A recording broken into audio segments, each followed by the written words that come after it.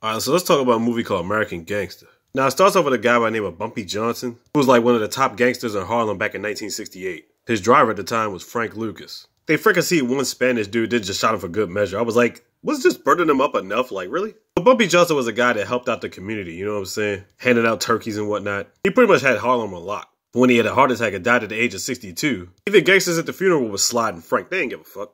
Frank thinking to himself, half these motherfuckers owe him money. One of his older friends came through to give him some encouragement. He's like, look, man, I got you in whatever you need, you know what I'm saying? And he learned a lot from Bumpy Johnson throughout the way. This dude named Tango was trying to treat him like a fucking slave. I'm like, this gonna come back to definitely bite his ass. So with the money that Frank was given, besides the money that he was trying to save up over the years, it ended up being like $400,000. He was selling dope on the streets or whatever, but he finds out from the Italians that they get it from crooked cops, and all they do is just like arrest people, send it to the investigation storage units or whatever like that, bring it back out the streets and make it less potent and sell it for more money. So Frank Lucas wanted to be his own man. He's like, fuck this shit, thinking to himself, he's got a plan. So he gets in contact with his cousin by the name of Nate. He runs his own spot out in Chinatown, over in Bangkok.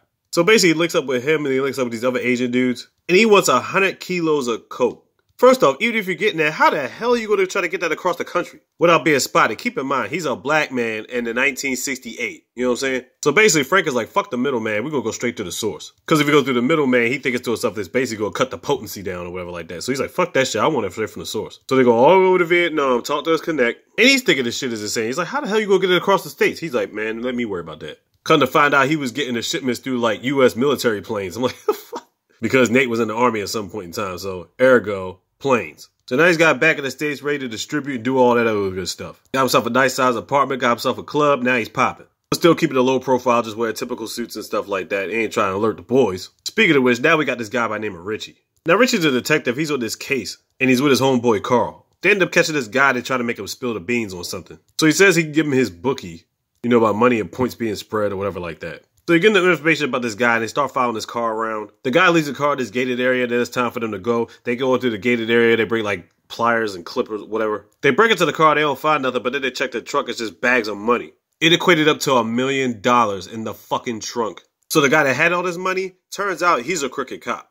Back in those days, you turn in cops, they ain't fucking with you. They might try to kill you, especially if you're a cop investigating cops. So his partner tries to tell him like, fuck it, just keep the money. But Richie's too honorable for that, so he ends up turning in the money. But they ended up counting $987,000. So apparently, his boy probably took the other $13,000. All the cops at the force look at him like they don't even fuck with him. Apparently, the only one that does fuck with him like that is the chief. But he couldn't really vouch for him in front of all the boys.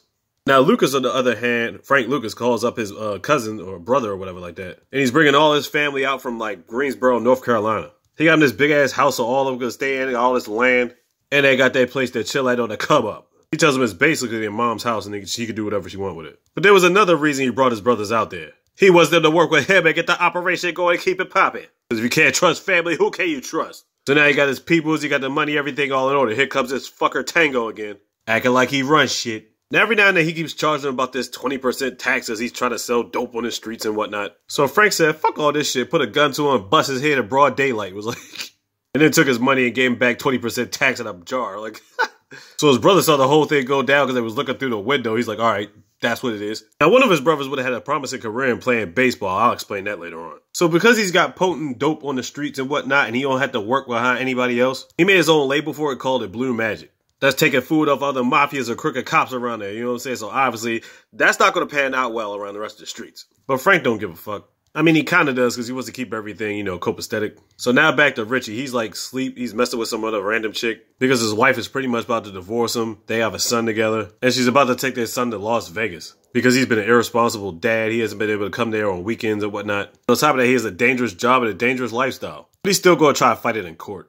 So at this point, he's basically smashing his lawyer. All of a sudden, he gets a call from Carl. And Carl's stuck in a predominantly black neighborhood. Now, Carl says he had to kill somebody because he thought they was pulling out a gun. A lot of people in the neighborhood heard the shots and they want to beat the shit out of Carl, honestly. And he was stuck there by himself. So obviously Richie's got to come in and evade the situation. And the guy is definitely dead that's in there. But what they're going to do is put him on a gurney and make it seem like he's still alive after they clean up all the blood and whatnot. And pretend to take him to the hospital so that way Carl have a way to get out of the situation. When they get in the ambulance, they found out that situation wasn't true. We found out Carl's actually been shooting up dope, but he killed that dude on purpose. So they've been driving for a while, and before Richie can answer any more questions, Carl just dips out the seat. I mean, the back part or whatever. And he just takes off running. Couple days later, Richie gets this call, and he has to come down to the morgue, and we find out that Carl's dead as shit. I'm like, what the hell happened to him? Apparently, he OD'd. But when he checked his pockets and whatnot, turns out he had a bag of the blue magic in his bag. See how this starting to tie together right now? So now Richie's gonna find himself in an ongoing investigation to try to figure out what the heck this blue magic is all about.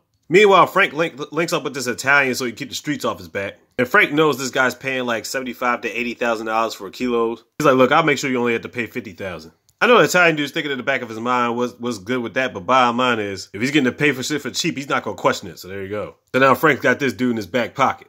So there's one scene he goes back to his club, and Joe Louis ends up popping in there. You know what I'm saying? He's getting ready for his fight with Muhammad Ali, Joe Frazier and all that. You know what I'm saying? And he walks in there with this girl by the name of Eva. She's like Miss USA or Miss Queen or something like that. Frank is able to get a word with Joe, and apparently Joe owes some back taxes. Frank's like, don't even worry about it. With all the help that you gave with Bumpy over the years, I'm eager to pay it. Free of charge. Nothing. Don't worry about it. But the reason he's really doing it is to know that he got Joe by the balls so he can go holler at Eva, which he does expeditiously. Richie now ends up getting a call from his ex-boss, and he wants to help him out, but obviously he's like, look, man, if you can get a team together, you know what I'm saying, you can get it popping. He's like, I'll call some people from DC and you can get it rocking. Because bottom line, ain't no cop on the force going to want to help you out. So he finds this guy that has a group of like 4 of them in, and bottom line, he's like, hey, if you take me, you got to take the whole team. So now Richie's got his team. Now, they really haven't been able to get nowhere until the fight comes up. Now, Ava ended up getting Frank this like chinchilla coat that's worth like $50,000. Now, there was a scene before this in the movie where Frank was talking to his brother, and his brother was wearing some lavish ass suit, and he was like, hey, why you wearing this sexy flexy ass shit? This shit attracts attention for cops to come and all that other stuff. He's like, yo, come on, I'm gonna get you some regular suits. So knowing his mentality and his mind state, why would he wear a chinchilla to a fucking boxing event? Because his wife got it for him. Yeah, he's married to Eva now. So he goes to the boxing event. Ali comes out. Frazier comes out. Richie ends up showing up at the event. Now, Richie doesn't have any evidence on anything, but then he sees Frank in the front. So he starts taking pictures. Then he notices like Frank is talking to Italian guys. He's sitting in the front. He's shaking hands with Joe Louis. He's thinking to himself, there's people who are rich in Harlem that can't even get front tickets like Italians or whatever like that. How the fuck is he getting front tickets? And that was when the investigation on Frank really began. But before all that, Richie's got to deal with like custody hearings and whatnot. And it gets to the point where he realizes he's not a good father. He's not going to hold back anymore. And he just leaves the courtroom and drops the proceedings. So basically his ex-wife and his son could go do whatever he want to do. And Frank has pretty much had everything he wanted. Until this special enforcer's agent named Trumpo, or Trupo. He's got his cop buddies or whatever like that. He's the biggest crook of all of them. Going around charging taxes and shit like that. Asking Frank to pay his taxes on his wedding day. Now, we know Frank. Frank ain't go through no middleman. He went and got his own shit. But you got niggas trying to collect those shit that they ain't earned.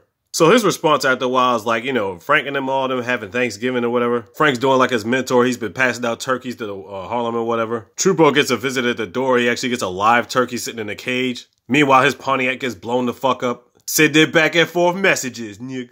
So it gets to a point in a while that Richie started to gather all this information and whatnot. But it's really because one of his cousins, Jimmy, was on some goofy shit. He'd been taking drugs, almost attempted to kill his girl at one point, and that's when the police picked him up. They could have easily gave him 15 years in jail, so basically he turned into a snitch. And they thought they got some information about a plane. The problem is the information came too late at that point, because it got to a situation where the streets is getting too hot. Frank ended up throwing the damn chinchilla in the fire. Eva wants to go out. Apparently they haven't been out in a while, but Frank is thinking to himself like, niggas is after him.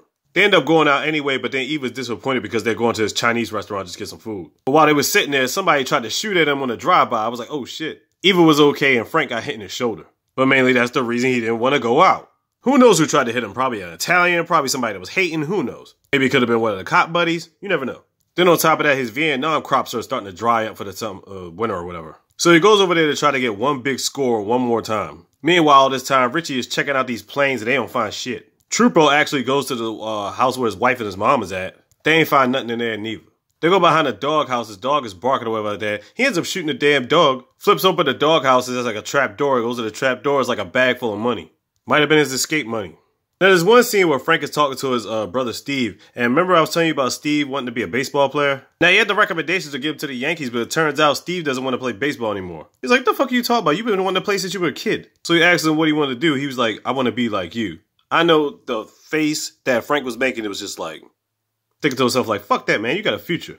And throughout all that shit, he eventually just joins the team. A very costly mistake in his life. So it gets to the point that Richie gets some information about certain spots or whereabouts. Turns out they've been flipping product in certain parts of the hood. So Richie and his boys go down there. Turns out this real big ass shootout. Steve ends up getting done deal dead as shit. A lot of people get done deal dead as shit. His older brother tries to escape, but he ends up getting caught. Meanwhile, the whole time, Frank, Eve, and his mom were all at church. Because his mom tried to talk some sense to him because he was thinking about killing some fucking cops. You know which one, the ones that live with Trupo and shit. But when he comes out to church, the only car he sees is Richie's car right in the front. He looks to the left and looks to the right, and nothing but cops there. And pretty much, the jig is up for Frank. So he gets the one-on-one conversation, and the first question he asks him is like, did you really turn in $1 million at one point in your career? So basically, Frank thinks that Richie wants him to turn in a supply or whatever like that. Then Frank tells him this story about cops, like back in the day, whatever like that, when his brother got shot when he was like 6 years old. He's like, you really think I'm protecting these niggas? Fuck out of here. But the thing is, a lot of cops ain't fucking with Richie neither. So basically, Frank was about to get 75 years in jail. But he ends up cooperating with Richie, and he ends up putting a lot of cops in jail. About 150 convictions. Sad part is 30 of his family members are in jail too. And throughout all these convictions, he still had to do jail time, but he only did 15 years. So we get the last scene where he's like leaving out the jail. It's probably like, what, 1991, 92 at this point. And the irony about the whole thing is, it looks like Richie's doing well, and Frank is looking broke. He's got that same suit on. He's going out seeing this new world. They're like, oh, they got lattes now. That's basically coffee and milk. He's like, they got stores where people are wearing $100 shoes. He's looking at the streets. He's like, damn, it used to be 8th Avenue. Now it's like Frederick Douglass Avenue or something like that. Just looking around like, damn, things sure done changed. And I missed a couple parts, but that's pretty much the end of the movie. I tried to get as much as I could without going over. Hell, the unaired version is like 2 hours and 55 minutes long. Basically, you should check it out for yourself. I mean, if you haven't seen it by now, it came out like, what, 2007? I mean, you got Denzel Washington, Idris Elba, Common, T.I., and all-star cast. You go down the list. Bottom line is, check out American Gangster. Yeah.